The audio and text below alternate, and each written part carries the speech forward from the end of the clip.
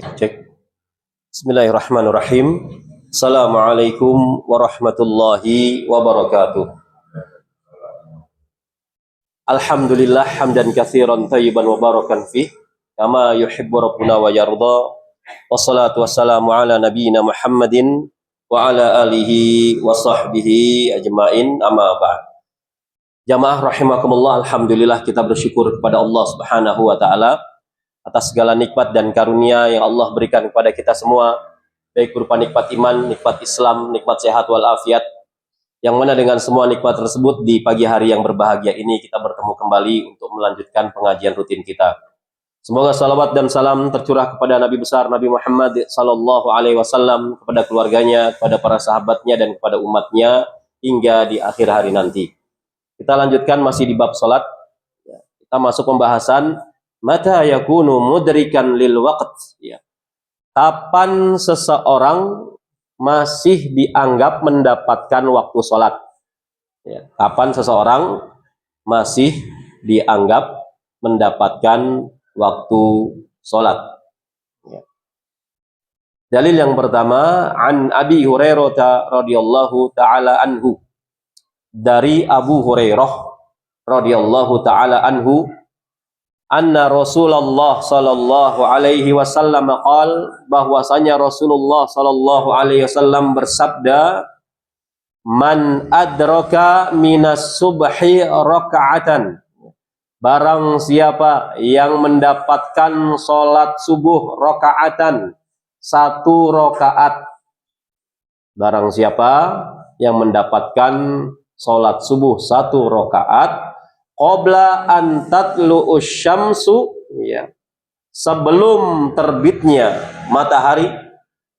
Barang siapa yang mendapatkan sholat subuh satu rakaat sebelum terbitnya matahari, faqad adraka subha, maka dia telah mendapatkan sholat subuh tersebut. Misalnya dia sholat subuh, ya, mendapatkan baru satu rakaat namun matahari belum terbit, maka dikatakan dia masih mendapatkan waktu untuk sholat subuh, ya. Wa man adraka raka'atan minal asr, dan barang siapa mendapatkan satu rakaat dari sholat asar, ya, qabla an taghruba syamsu, ya, sebelum matahari terbenam.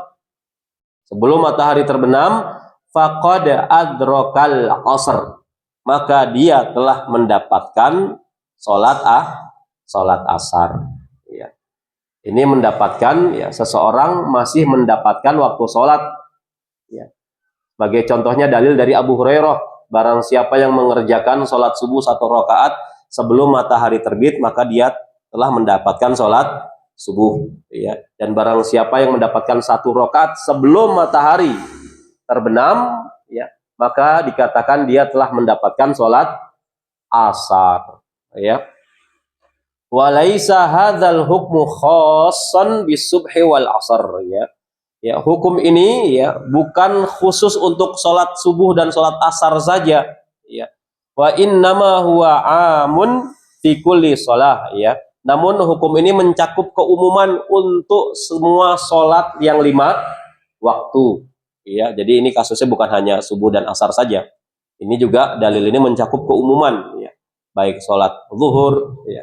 Kemudian yang tidak disebutkan di sini sholat, ya, isya, sholat maghrib, ya. Maka ini dalil ini menjadi keumuman bahwasanya tadi kalau kita mendapatkan satu rakaat sebelum matahari terbit, maka dikatakan kita telah mendapatkan sholat subuh. Dan apabila kita mendapatkan satu rakaat sebelum matahari terbenam, maka dikatakan kita telah mendapatkan sholat asar, ya. Dalil yang lainnya, an Abi Hurairah radhiyallahu taala anhu, dari Abu Hurairah radhiyallahu taala anhu, anna Rasulullah sallallahu alaihi wasallam qala, bahwasanya Rasulullah sallallahu alaihi wasallam bersabda, man adraka raka'atan minas shalah, ya, barang siapa mendapatkan satu rakaat dari sholat apapun, dari sholat yang 5 waktu, sholat apapun, ya, faqad adrakas sholah, maka sungguh dia telah mendapatkan sholat tersebut. Artinya ya, orang mendapatkan waktu sholat ini berlaku untuk semua sholat yang 5 waktu, baik sholat zuhur, asar, maghrib, isya maupun subuh. Ya, yang penting ya batasan waktunya telah kita ketahui, jangan sampai keluar dari waktunya. Kita telah bahas ya waktu-waktu terkait sholat ya di pertemuan sebelumnya. Kemudian jamaah kaum muslimin rahimakumullah ya. Qadaul fawaid ya, salat yang terlupakan. Salat yang terlupakan, lupa mengerjakan salat. Bukan sengaja lupa, namun ini kelupaan ya, untuk mengerjakan salat. Mungkin ada sebagian dari kaum muslimin yang terluput dari salat, mungkin biasanya karena kenapa? Ketiduran ya, atau lupa ya. Ya, ketiduran atau pingsan atau pasca operasi ya, ketika dibius total ya, sehari nggak siuman-siuman ya, dan seterusnya, begitu sadar masih keleyengan, masih belum ingat dia sudah meninggalkan berapa waktu sholat. Maka pembahasan berikutnya qadaul fawaid, sholat yang terlupakan atau sholat yang lupa untuk dikerjakan. Bagaimana caranya? Dalilnya mana? Dari Anas ya, Anas radhiyallahu taala anhu. Kalau dikatakan Anas berarti Anas bin Malik atau Malik bin Anas? Anas bin Malik. Ya, Anas bin Malik. Kalau Malik bin Anas siapa? Bedanya Anas bin Malik sama Malik bin Anas. Kalau Anas bin Malik siapa? Sahabat. Anas bin Malik sahabat. Kalau Malik bin Anas, gurunya Imam Syafi'i rahimahullah. Ya. Muridnya Imam Abu Hanifah. Ya, muridnya. Jadi jangan salah ya. Bedakan antara Anas bin Malik dengan Malik bin Anas. Yang sahabat itu Anas bin Malik. Ya. Dan Anas bin Malik ini termasuk salah seorang sahabat yang meninggal paling terakhir, jemaah. Paling terakhir setelah semua sahabat meninggal, ya masih tersisa Anas bin Malik, meninggalnya paling terakhir dari kalangan sahabat Nabi SAW. Dan ini berkat doa dari Nabi SAW. Ya Allah, panjangkanlah umurnya. Karena Anas bin Malik itu dipersembahkan ibundanya untuk membantu Nabi. Masya Allah ya. Begitu Nabi hijrah ke Madinah, ya ibunya mempersembahkan anaknya untuk jadi khadimah. Khadimah itu apa? Pelayan, pembantu. Ya. Apa kalau membantu bahasa kita apa? ART, asisten rumah tangga. ART-nya Rasulullah SAW, Anas bin Malik, masih bocah pak. Ya, ibundanya sudah mempersembahkan anaknya. Ya, makanya banyak itu di kitab Syama'il Muhammadiyah yang meriwayatkan tentang fisik Nabi dari ujung rambut sampai ujung kaki. Itu kebanyakan yang meriwayatkannya Anas, karena Anas tuh tinggal lama bersama Rasulullah Shallallahu Alaihi Wasallam. Ya, Anas bin Malik. Ya Allah, panjangkanlah umurnya, kata Nabi SAW. Doa Nabi kepada Anas bin Malik. Ya. Kemudian perbanyaklah hartanya. Kemudian yang ketiga Nabi mendoakan perbanyaklah keturunannya, anak-anaknya. Bahkan dalam salah satu riwayat anak-anaknya itu mencapai 100 Pak. Anaknya Anas bin Malik dari 4 istri, 100, Masya Allah. Antum berapa? 100 anaknya, Masya Allah. Anas bin Malik, ya, radhiyallahu taala anhu. Dan hadis ini diriwayatkan dari Anas bin Malik radhiyallahu taala anhu, dia mengatakan, qala Nabi sallallahu alaihi wasallam, Rasulullah sallallahu alaihi wasallam bersabda, man nasiya salatan, barang siapa lupa mengerjakan salat. Nasiya itu lupa. Ya, lupa mengerjakan salat, terluput dia. Au nama anha, atau ketiduran atas salatnya. Kalau kita lebih sederhanakan lagi terjemahannya, ya, au nama anha, atau ketiduran. Ya, sehingga lupa mengerjakan salat. Mungkin nggak ketiduran lupa mengerjakan salat? Mungkin. Ya.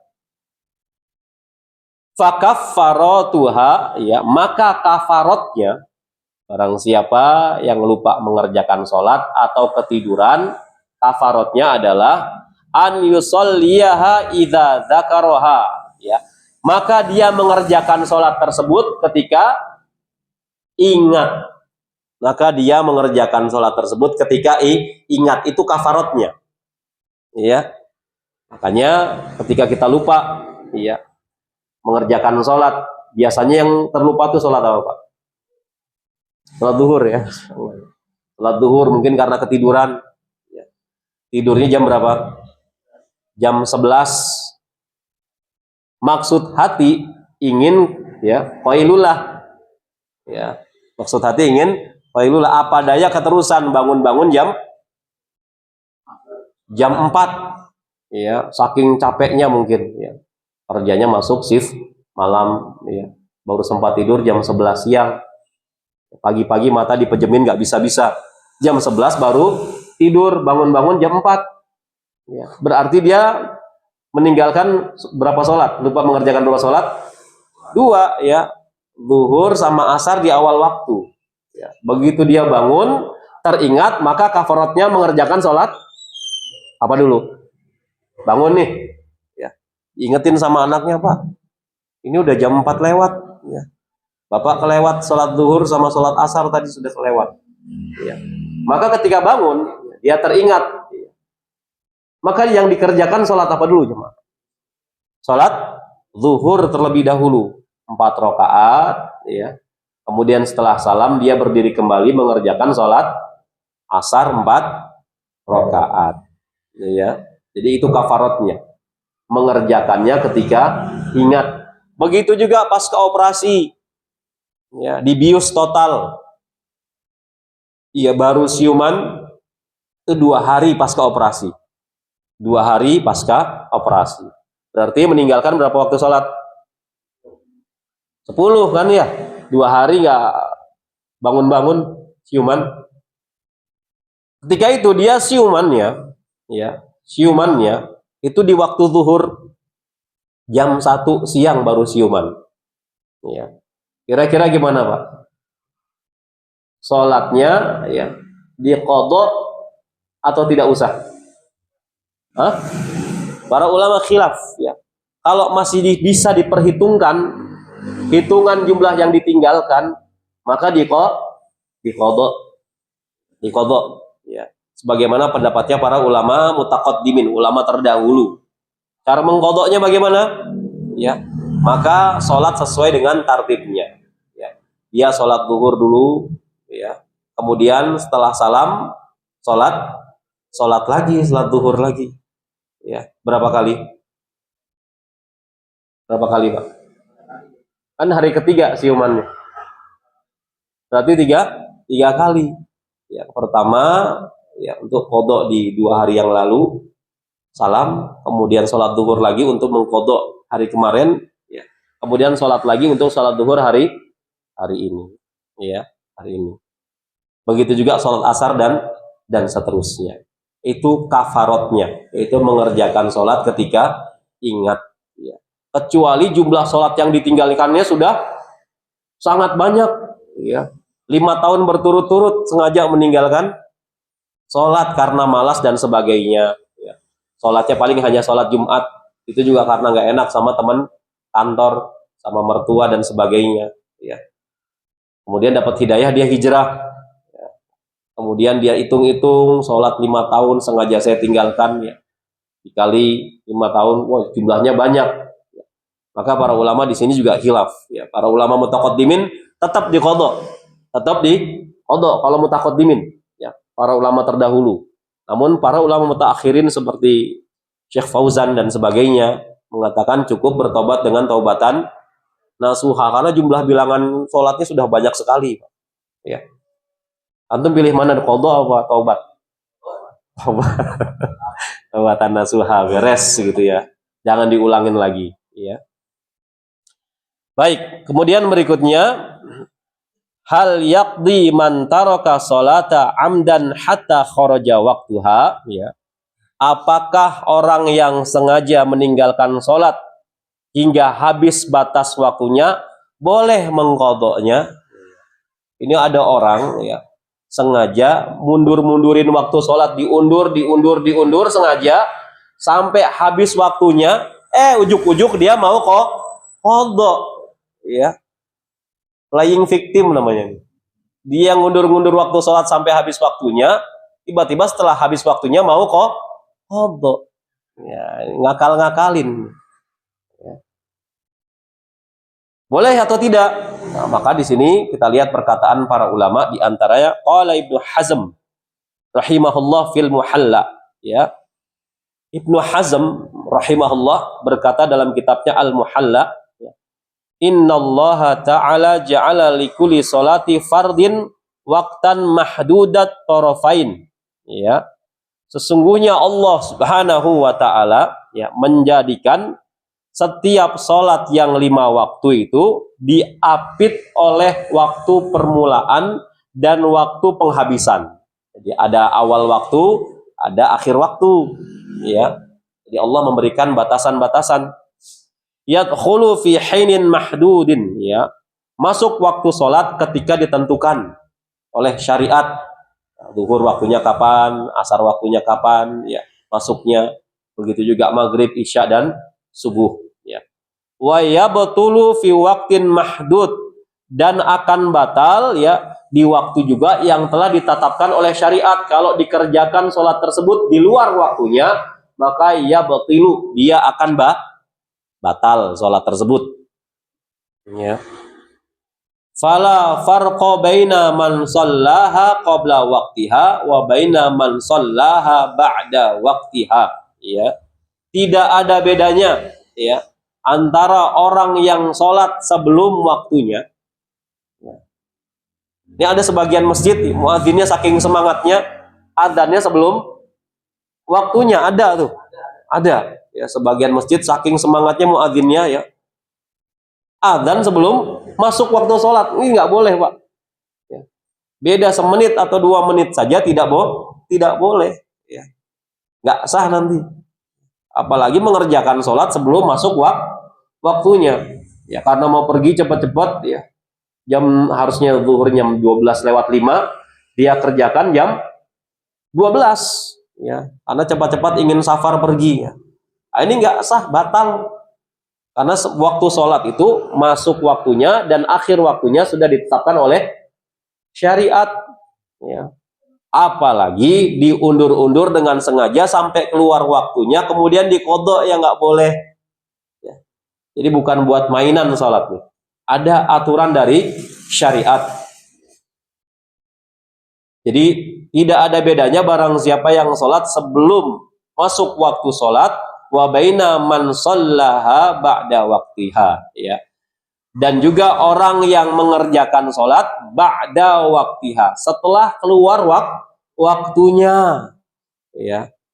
Umpamanya kalau kita lihat jam sholat asar jam 15, berapa sekarang? 20.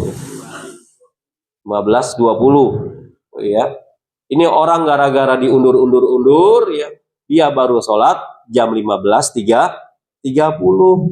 ya. Maka sholatnya batal. Sholatnya batal, ya. Kata siapa ini? Kata Ibnu Hazm, ya. Ibnu Hazm ini ulama besar. Li'anna kilaihima shalla fi ghairil waqt, ya. Karena keduanya sholat, ya, di luar waktunya, ya. Baik sebelum masuk waktu sholat maupun sholat, ya, sudah di luar waktu sholat, maka sholatnya batal. Wa aidan, ya, dan juga fa innal qada'a ijabu syar'a, ya. Dan juga sesungguhnya, ya, qada sholat itu, yaitu dia termasuk ijabu syar'a, kewajiban dari syara' atau syariat. Wasyar'u la yajuzu li ghairillah ta'ala ala lisani rasulihi sallallahu alaihi wasallam. Dan syariat ini tidak boleh kecuali dengan ketetapan Allah Subhanahu wa taala, ya, ala lisani rasulihi, ya, dengan perantara lisan Rasul sallallahu alaihi wasallam. Jadi jangan seenaknya buat-buat syariat baru, ya. Karena syariat ini harus dari ketetapan Allah melalui lisan Rasulullah Sallallahu Alaihi Wasallam. Walau kanal qada'u wajiban 'alal 'amidi litarkis shalah hatta yakhruja waqtuha. Ya. Andai kata qada salat harus dilakukan oleh orang yang meninggalkan salat dengan sengaja hingga habis waktunya, ya, lama aghfalallahu ta'ala wala rasuluhu sallallahu alaihi wasallam dzalik, ya. Niscaya Allah dan Rasulnya tidak lupa untuk mensyariatkannya, ya, tidak lupa untuk mensyariatkannya, wala nasiyah, ya, dan tidak mungkin lalai dari pensyariatannya.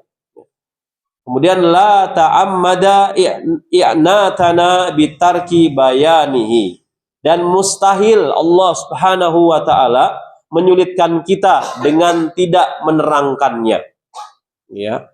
Dalilnya, ya, firman Allah di surat Maryam, wa ma kana rabbuka nasiya, dan tidaklah Rabbmu itu lupa, ya.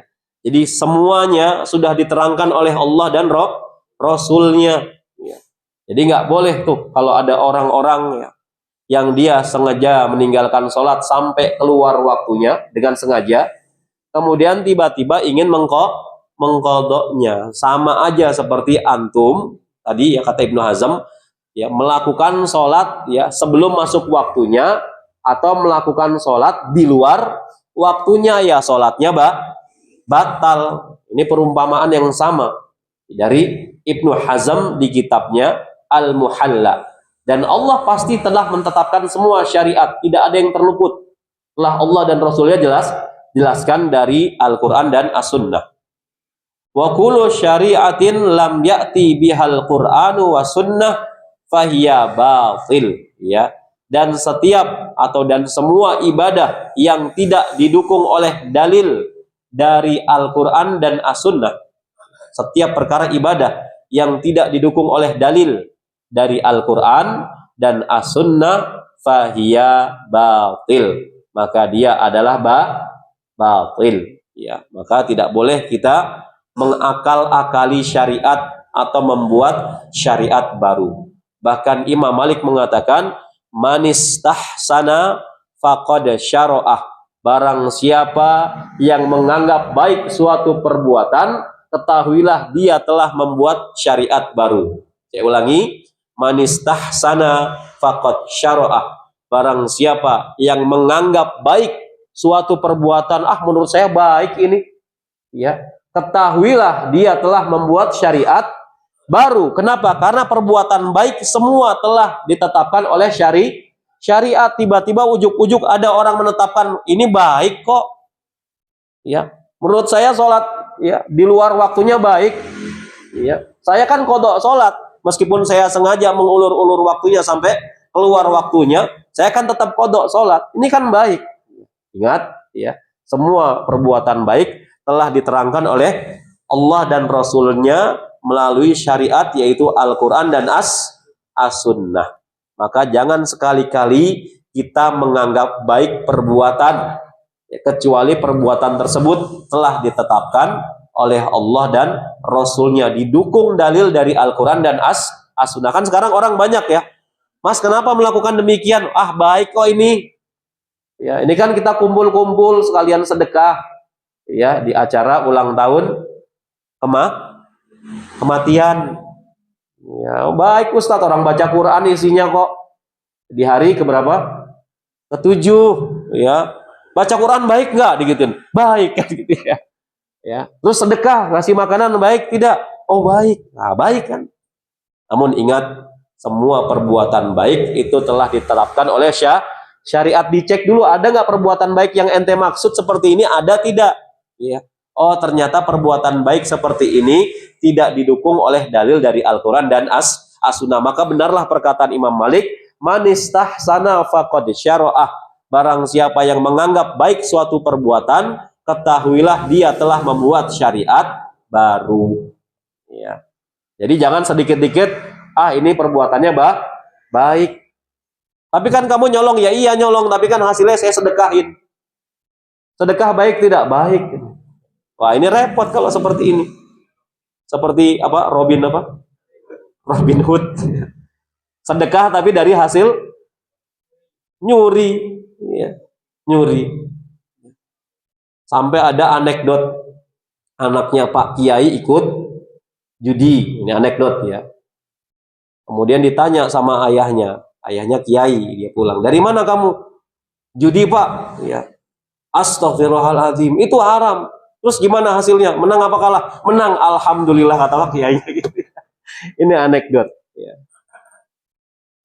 Oh, iya. Jadi semua perbuatan baik ya itu sudah ditetapkan oleh Allah dan Rasulnya. Jangan sekali-kali kita menetapkan suatu perbuatan baik yang tidak didukung oleh dalil dari Al-Quran dan As-Sunnah. Itu tadi perkataan yang terkenal dari perkataan Imam Malik rahimahullah. Kita masuk pembahasan berikutnya, al-awqatu allati nuhi anis sholati fiha, ya. Waktu-waktu yang terlarang mengerjakan sholat di dalamnya. Ya. Ternyata ada waktu-waktu yang terlarang kita mengerjakan sholat di dalam waktu tersebut. Ya. Lantas apa saja waktu-waktu tersebut? Ya. Dalilnya an Uqbah bin Amir radhiyallahu taala anhu qala, dari Uqbah bin Amir radhiyallahu taala anhu, dia mengatakan, salasu sa'atin kana Rasulullah sallallahu alaihi wasallam yanhana an nusalliya fihinna au an nakbura fihinna mautana. Ada tiga waktu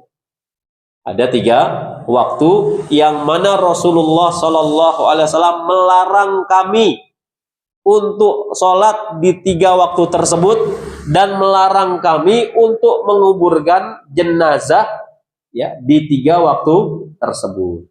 Jadi nggak boleh sholat di tiga waktu tersebut dan juga tidak boleh menguburkan jenazah di tiga waktu tersebut. Sekarang kita akan bahas waktu-waktu tersebut. Yang pertama, hina tatlu'us syams, ya. Ketika matahari sedang terbit, bazighatan hatta tartafi'a, ya. Ketika matahari sedang terbit, ya, hingga benar-benar tartafi itu benar-benar tampak mataharinya, ya. Jadi ketika matahari lagi mau terbit, Pak, ya, maka jangan sholat, itu waktu yang terlarang untuk sholat, itu yang pertama. Dan juga jangan menguburkan jenazah ketika matahari baru akan terbit, sampai dia benar-benar tampak, baru antum boleh sholat atau menguburkan jenazah. Kenapa? Karena pada waktu tersebut termasuk waktu yang terlarang untuk mengerjakan sholat dan juga untuk menguburkan jenazah, ya. Yang kedua, wahina yaqumu qa'imudz zahirati hatta tamila syams, ya. Ketika yaqumu qa'imudz zahirati, ya. Ketika matahari pas di tengah-tengah kepala kita, Pak. Ya. Ini nggak boleh sholat juga, ya. Jangan sholat, itu waktu terlarang. Dan juga jangan menguburkan jenazah. Pas banget nih, tegak lurus di atas kepala kita, ya. Hatta tamila syams, sampai dia tergelincir atau bergeser ke arah barat. Nah, itu baru boleh sholat. Sholat apa? Zuhur. Iya, sholat zuhur. Boleh juga menguburkan jenazah ketika matahari sudah tergelincir ke arah barat. Namun kalau pas di tengah-tengah, ini termasuk waktu larangan untuk sholat, ya. Kemudian yang ketiga, wahina tadayyafus syams, ya, lil ghurubi hatta taghruba, ya. Pada waktu matahari condong menjelang terbenam, ya, udah kemerah-merahan, ya, menjelang terbenam, ya, sampai dia terbenam baru boleh sholat, ya. Jadi ketika matahari terbenam itu, mau terbenam, jangan sholat karena itu waktu yang terlarang. Jangan menguburkan jenazah, ya. Ini waktu-waktu pergantian, Pak. 3 waktu ini. Yang pertama tadi, ya, pergantian dari subuh ke pagi, ya. Waktu yang kedua benar-benar waktunya sangat panas, sampai-sampai matahari pas di atas kepala kita tegak lurus, itu juga jangan, ya. Kemudian yang ketiga, ketika matahari ingin terbenam sampai dia benar-benar terbenam, baru boleh mengerjakan sholat atau menguburkan jenazah. Kenapa alasannya? Ya. Kira-kira kenapa alasannya, Pak? Nah, alasannya ada di dalil berikutnya. Ya, wa qad bayyana Nabi sallallahu alaihi wasallam illatan nahyi anis shalah fi hadhil awqat. Ya.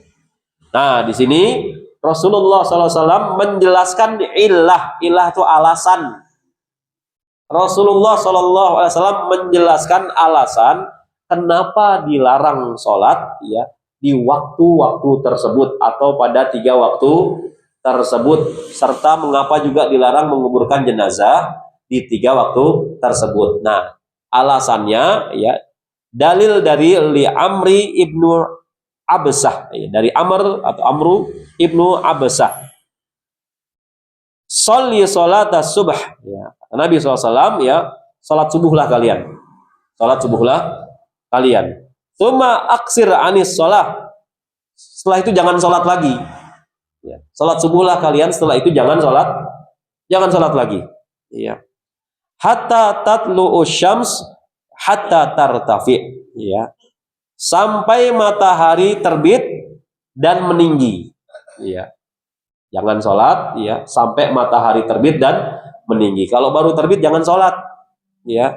Nah, baru Nabi menyertakan alasannya di sini. Kenapa nggak boleh sholat dan juga menguburkan jenazah ketika matahari baru akan terbit, ya. Fa inna ma tatlu'u hina tatlu'u baina qarnasy syaiton, ya. Karena sesungguhnya matahari itu ketika terbit, ya, ia terbit di antara 2 tanduk setan, ya, 2 tanduk setan.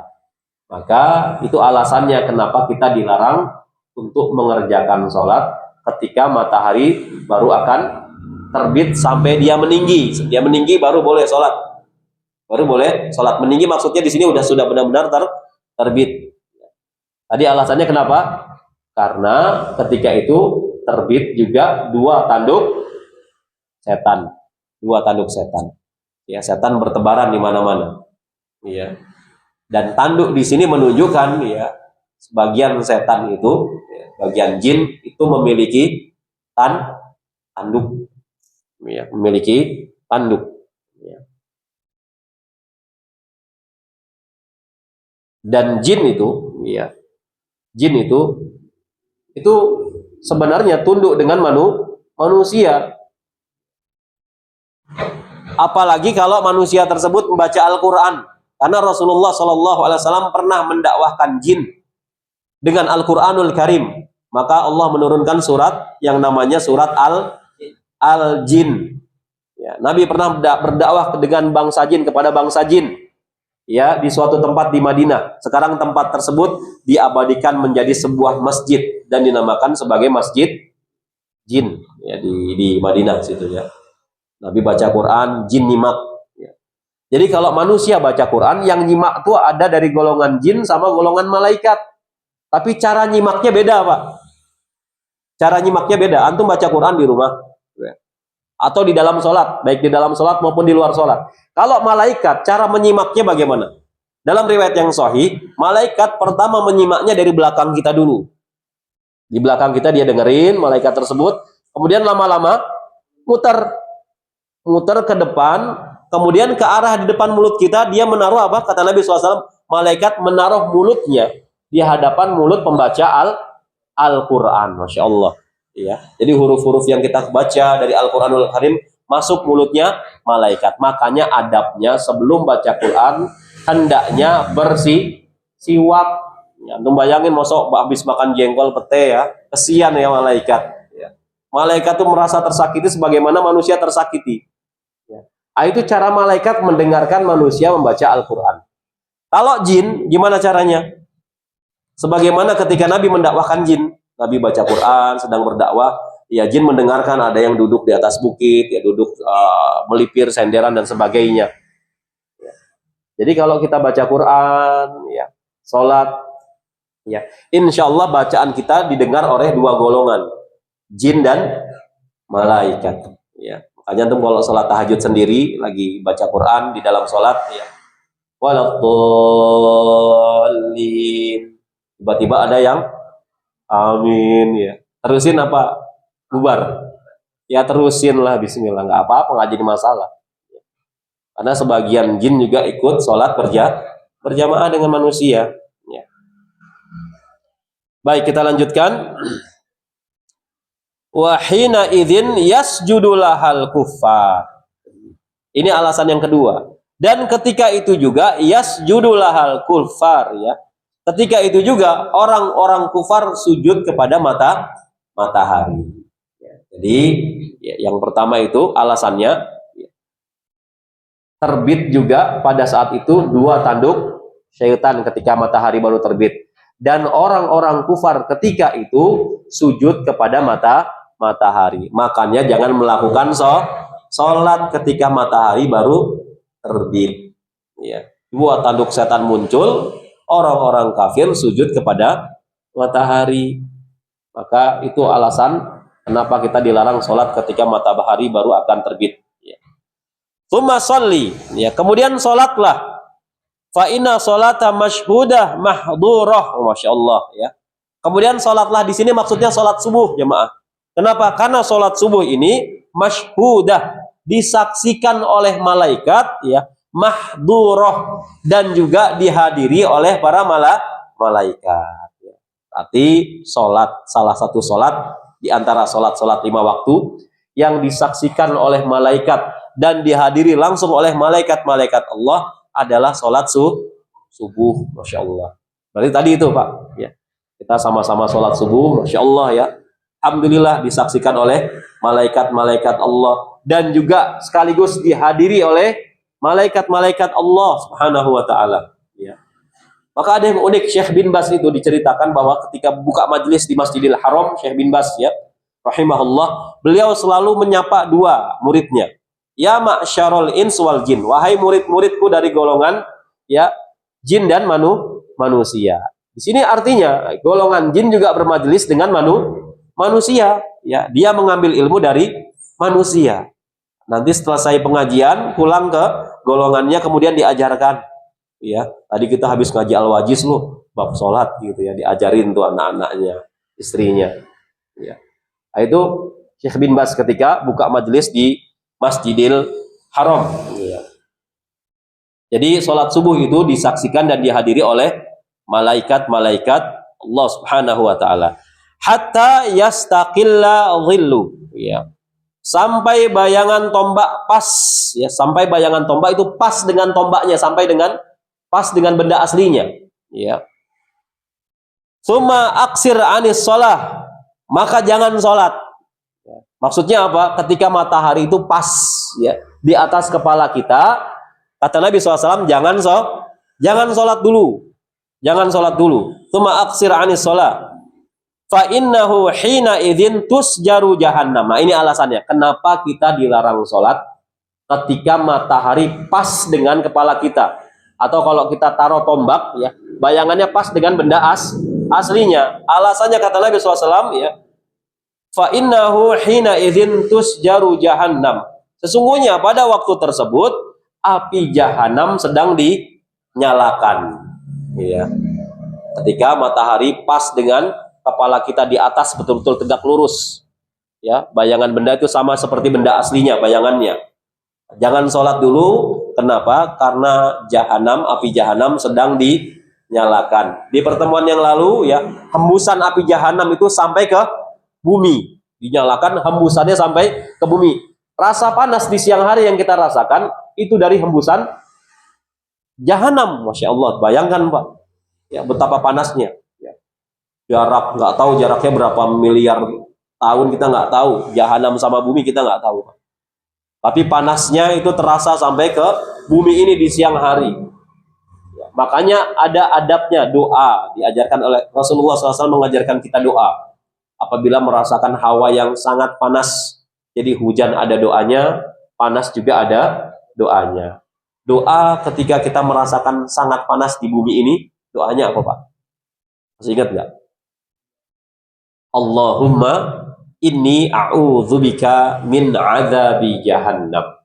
Ya Allah, aku berlindung kepadamu dari panasnya azab neraka jahanam. Kenapa? Karena jahanam tusjaru, sedang dinyalakan pada saat tersebut, dan panasnya, hembusan panasnya sampai ke muka bumi. Jadi tidak boleh mencela cuaca. Hujan ada doanya. Doanya apa kalau hujan? Allahumma shayyiban nafi'an. Ya Allah, turunkanlah hujan yang memberikan manfaat. Kalau panas doanya tadi apa? Allahumma inni a'udzubika min azabi jahannam. Ya, jadi ketika matahari pas di tengah-tengah kepala kita, jangan sholat dulu. Alasannya kenapa kata Rasulullah? Tusjaru jahannam. Api jahanam sedang dinyalakan pada saat itu. Jangan sholat, jangan menguburkan jenazah, kecuali setelah bergeser ke arah barat, tergelincir ke arah barat. Ya. Faiza akbalal fai'u fasolli. Apabila matahari telah tergelincir ke arah barat, maka sholatlah. Ya, maka sholatlah. Sholat yang dimaksud di sini sholat zuhur, sholat zuhur. Ya. Fa'ina sholata mashhudatun mahduratun. Sesungguhnya sholat zuhur itu sama, kata Nabi SAW, mashhudah, disaksikan oleh malaikat. Masya Allah ya. Sholat subuh disaksikan dan dihadiri malaikat. Sholat zuhur mashhudah, mahdurah, ya, disaksikan oleh malaikat sekaligus mahdurah. Malaikat juga ikut hadir untuk sholat zuhur. Ya, untuk sholat zuhur. Hatta tusalliyal asar, sampai dengan sholat asar. Di sini menunjukkan ya, malaikat full ya, al-out, ikut menyaksikan dan hadir di ketiga sholat. Yang pertama sholat subuh, yang kedua sholat zuhur, yang ketiga sholat asar. Karena di sini redaksinya ya, hatta tusalliyal asar, sampai dengan sholat asar mereka menyaksikan, mereka di sini malaikat menyaksikan dan hadir ikut serta untuk melakukan sholat bersama manusia. Ya. Suma aksir ani sholat. Kemudian jangan sholat. Kalau sudah sholat asar, setelah itu jangan sholat, kata Nabi SAW. Ya. Hatta taghruba syam, sampai matahari benar-benar terbenam. Ya. Sampai matahari benar-benar terbenam. Kenapa jangan sholat ketika matahari akan terbenam? Alasannya, fa innaha taqrubu baina qarna syaitan, ya. Karena sesungguhnya ketika matahari terbenam ya, maka muncul dua tanduk setan sebagaimana ketika matahari akan terbit ya. Wa hina idzin yasjudu lahal kufar, ya. Dan pada waktu itu orang-orang kufar itu sujud kepada matahari yang akan terbenam. Ya, orang-orang kufar itu sujud ketika matahari mau terbit, sujud ke matahari ya. Kenapa? Karena tanduk setan muncul, ya, satanik. Kemudian ketika matahari mau terbenam, orang kafir juga sujud ke matahari, kedua tanduk setan yang akan muncul. Makanya orang zaman dulu Pak bilang ke anak-anaknya, nah kalau mau maghrib masuk ke rumah, karena apa? Karena banyak setan atau mentar di gondol wewe. Wewe kan jin ya. Kalau dinamanya kan macam-macam, nggak tahu yang ngasih nama siapa. Ya, namanya macam-macam. Kalau mau maghrib jangan main, apalagi mainnya di hutan. Ya. Jangan main nanti di gondol wewe, dan benar ya, banyak kejadian ya, dibawa ke dimensi jin. Ya. Kalau di kita namanya apa? Wewe gombel. Ya. Nyarinya pakai apa Pak kalau orang kampung? Pakai kentongan gitu ya. Anaknya di atas pohon bambu. Ya. Zaman orang tua saya ada di kampung di Jawa Tengah, ada di Purworejo, itu pernah ada yang seperti itu Pak. Ya, maghrib kalau di sana kan desa ya, banyak hutannya. Itu benar diculik sama bangsa jin. Jadi bangsa jin itu bisa menculik bangsa manusia, bisa dengan izin dari Allah Subhanahu Wa Taala. Kemudian dicari sama masyarakat kampung, ketemu di atas pohon ya, di atas pohon, kemudian linglung ya, kayak orang bingung ya. Kenapa? Karena maghrib masih main di luar rumah ya. hutan pula. Baik. Demikian mungkin yang bisa saya sampaikan, mudah-mudahan bermanfaat. Insya Allah kita lanjutkan di pertemuan berikutnya. Masih ada sedikit waktu. Kita buka sesi tanya dan jawab. Ada pertanyaan jemaah, silakan. Oh iya Pak.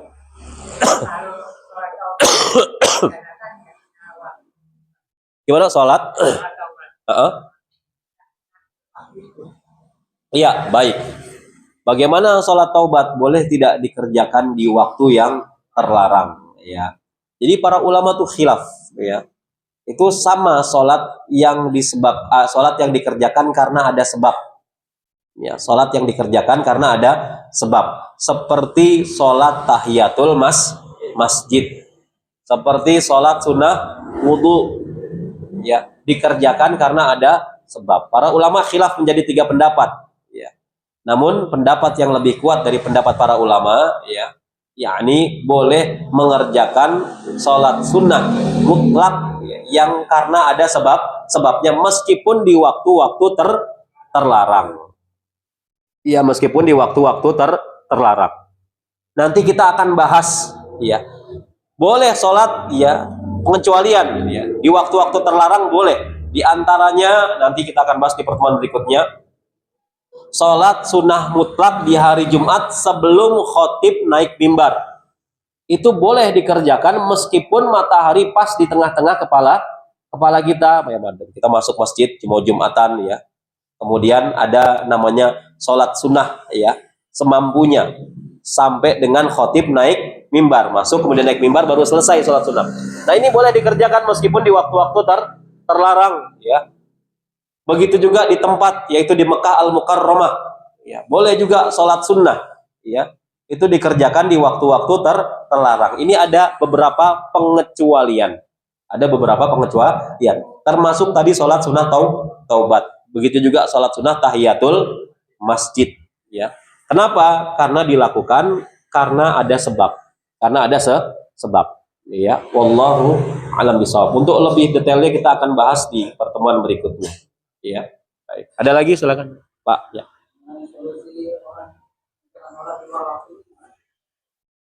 Ya. Bagaimana solusinya? Tadi, ya, sholat ketika ingat. Pertanyaannya, orang tersebut sengaja mengulur-ulur waktu sampai keluar waktunya atau enggak, gitu ya. Kalau sengaja, ya batil, itu namanya dia dosa besar. Tadi kata Ibnu Hazm, ya, tidak boleh mengakal-akali syariat, ya. Situ yang sengaja, ya, situ juga yang merasa apa? Bersalah, ya. Padahal dia sengaja. Beda ceritanya kalau tidak sengaja seperti ketiduran, ya, atau memang lupa, maka kafarotnya tadi kerjakan ketika dia ingat, ya, itu sudah cukup untuk membayar kafarotnya. Namun tadi kalau kasusnya ada orang sengaja mengulur-ulur waktu sholat sampai keluar waktunya, ini dia termasuk melakukan dosa dari dosa-dosa besar, ya. Wallahu a'lam bishawab. Ya, silakan Pak.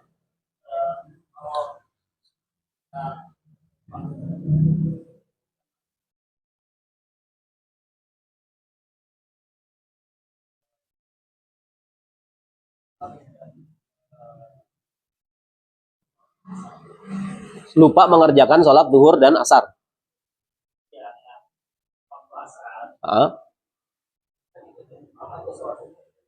Oh gitu, karena belum sholat zuhur, ya, karena lupa gitu, ya. Kemudian sholat asarnya berjamaah, gitu ya. Apakah kita ikut niat sholat asar apa sholat zuhur bersama imam, kan gitu ya. Maka sholat itu harus dikerjakan sesuai dengan tartibnya, ya. Taruhlah zuhurnya ketiduran, jam 11 tertidur, baru bangun adzan asar, ya. Kemudian dia berwudu dari rumahnya, ikut sholat berjamaah, ya, yaitu jamaah sholat asar. Apakah dia niatnya sholat asar atau sholat zuhur? Maka yang benar dia mengerjakan sholat zuhur, ya, dengan jamaah asar. Niatnya sholat zuhur, ya, karena sholat itu harus tertib atau tertib sesuai dengan urutan waktunya, ya. Dan ingat Nabi bersabda, innamal a'malu binniyat, Sesungguhnya ya amal seseorang itu tergantung niatnya. Wa innama likulli imri'in ma nawa. Dan setiap orang akan mendapatkan apa yang dia niatkan. Ya. Meskipun ikut jamaah sholat asar, namun ingat niatnya sholat zuhur. Ya. Dan orang tersebut mendapatkan apa yang dia niatkan. Setelah salam bersama jamaah sholat asar, maka dia berdiri kembali. Atau kalau khawatir timbul fitnah, ya, sholat lagi 4 rakaat, nanti bisa-bisa disidang sih. Ya, sama satu masjid ini sholat apa gitu kan. Ya. Maka boleh dia sholat asarnya dikerjakan di rumah. Kalau mentalnya tidak kuat. Kalau kuat mental ya cuek aja udah. Ya. Orang pada salam, kita jangan zikir dulu Pak. Setelah salam, assalamualaikum warahmatullahi, assalamualaikum warahmatullahi, ya, keluar saf, berdiri di situ boleh, ya, kalau kuat mental, atau keluar saf ke belakang, ya, cari bagian yang kosong dari masjid, kemudian lakukanlah sholat asar. Paling-paling diliatin, ya, ini orang sholat apa, gitu, ya. Jangan-jangan dia menyangka kita bukan golongannya, nggak sah diimamin sama saya. Oh, imamnya macam-macam pikirannya nih. Ya. Nah, nanti kalau ada yang tanya baru jelaskan. Saya tadi terluput dari mengerjakan sholat zuhur. Nah, itu caranya. Jadi sholat itu harus dikerjakan sesuai dengan tertibnya. Niatnya masing-masing nggak jadi masalah. Wong kita lagi sholat ba'diyah, sholat sunnah ba'diyah, misalnya di mall, ya, di masjid di mall atau di masjid bandara, stasiun dan sebagainya. Kita lagi sholat ba'diyah zuhur, tiba-tiba ada orang, namanya juga orang majemuk, ya, ada yang awam, ada yang paham, ditepok, dipikir kita lagi sholat zuhur, padahal sholat sunnah ba'diyah, ya, gimana tuh? Ganti niat sholat zuhur lagi, apa tetap sholat ba'diyah, sunnah ba'diyah? Tetap sholat ba'diyah zuhur. Innama likulli imri'in ma nawa, setiap orang itu mendapatkan apa yang dia niatkan. Ya, wallahu a'lam bissawab. Iya. Iya, Pak. Maghrib dengan Isya, pertanyaannya gimana, Pak? Terluput dari sholat maghrib, ikut berjamaah dengan jamaah Isya, ya, sama niatnya sholat maghrib. Nanti di rakaat ketiga Pak imamnya bangun, kita salam. Imam bangun, kita salam. Perkara mereka bingung nggak apa-apa, salah sendiri nggak belajar. Iya. Jadi imam di rakaat ketiga bangun, kita salam, assalamualaikum warahmatullahi wabarakatuh. Berdiri lagi ikut jamaah sholat Isya, masih dapat tuh. Iya, tinggal sempurnakan lagi 3 rakaat yang tertinggal. Iya, jadi dapat jamaah sholat Isyanya pun dapat. Ya, jangan nggak enakan. Ya, dikit-dikit nggak enak lah, nggak enak ntar orang ngomong macem-macem lah. Udahlah, nggak apa-apa, saya sholat Isya aja. Nanti habis salam sholat maghribnya di rumah aja. Ya. Jadi nggak tertib sholatnya. Ya. Isya dulu baru maghrib. Harusnya maghrib dulu baru Isya. Ya. Jadi kita nggak usah ambil pusing ngomongan orang, mau orang ngomongin apa terserah. Ya. Kita harap ditanya aja, berharap ditanya. Mudah-mudahan ada yang nanya saya kalau yang bingung nih. Ya. Begitu ditanya kita jelaskan. Ya. Tadi saya terluput sholat maghrib, maka saya ikut sholat maghrib dengan jamaah Isya. Konsekuensinya ketika imam bangun menyempurnakan rakaat keempat, saya salam. Kemudian setelah salam saya bangun lagi untuk sholat Isya, masih dapat 1 rakaat, tinggal saya sempurnakan 3 rakaat yang kurang. Itu caranya. Ya, wallahu a'lam bissawab. Iya. Masih ada jemaah? Oh iya.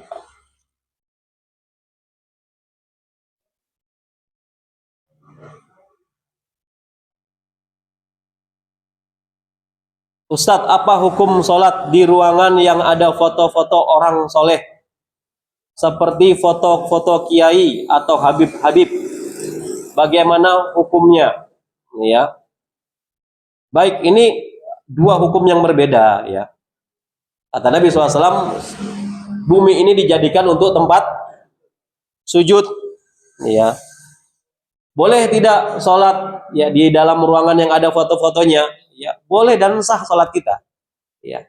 Namun ada hadis yang lain juga bahwa malaikat rahmat Malaikat rahmat tidak akan memasuki tempat. Tempat itu bisa rumah, bisa gedung, bisa aula, bisa juga masjid, musola dan sebagainya yang terdapat 3 hal. Yang pertama, patung makhluk bernyawa, patung makhluk bernyawa, ya. Kemudian yang kedua, gambar makhluk bernyawa. Yang ketiga, apa? Anjing. Ya. Malaikat rahmat nggak masuk, kamu masuk, Pak. Makanya hendaknya ya ruangan yang buat kita pakai sholat, ya itu kalau bisa ya dibersihkan, jangan ada gambar-gambar makhluk bernyawa, ya seperti foto-foto makhluk bernyawa dan sebagainya. Apalagi foto-foto tersebut udah foto dikeramatkan pula, ya diyakini kalau majang foto ini niscaya rumah kalian akan berkah, aman, sentosa. Mahar 1 juta saja untuk beli foto ini ada, ya. Kalau buka restoran, buka rumah makan, pajang foto tuan guru ini, ya niscaya kalau kalian pasang foto tuan guru ini di tempat usahamu, niscaya usahamu akan lancar, sentosa. Mahar 2,5 juta saja, ya macam-macam, Pak, ya. Kalau sholatnya tetap sah, ya.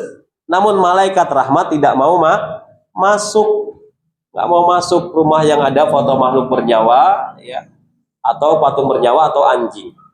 Kalau Imam Ahmad bin Hambal agar gambar tersebut tidak bernyawa, maka ditutup apa? Bagian mukanya, kemudian lehernya dipisah sama badan. Nah ini sudah dianggap bukan gambar bernyawa. Jadi bisa nih kalau ada foto keluarga dipajang di rumah, ya biar dianggap tidak bernyawa, dilakban mukanya sama bagian lehernya juga dilakban gitu ya. Tapi ngapain juga dipajangan gitu, orang dilakban-lakbanin semua, ya itu pilihan. Kalau kita mau kemasukan malaikat rahmat ya diturunin aja, ya turunin, dijadikan album saja. Nanti kalau ada tamu tinggal silakan ya lihat-lihat foto dulu sambil saya mau bikin kopi kan gitu, gampang. Patung juga jangan, ya kalau bisa jangan naruh patung bernyawa di rumah-rumah kita, ya karena malaikat rahmat terhindar dari rumah tersebut. Baik, wallahu a'lam bishawab. Masih ada jemaah? Saya pikir cukup, ya. Kita tutup. Subhanakallahumma wa bihamdika asyhadu an la ilaha illa anta astaghfiruka wa atubu ilaik. Wassalamualaikum warahmatullahi wabarakatuh.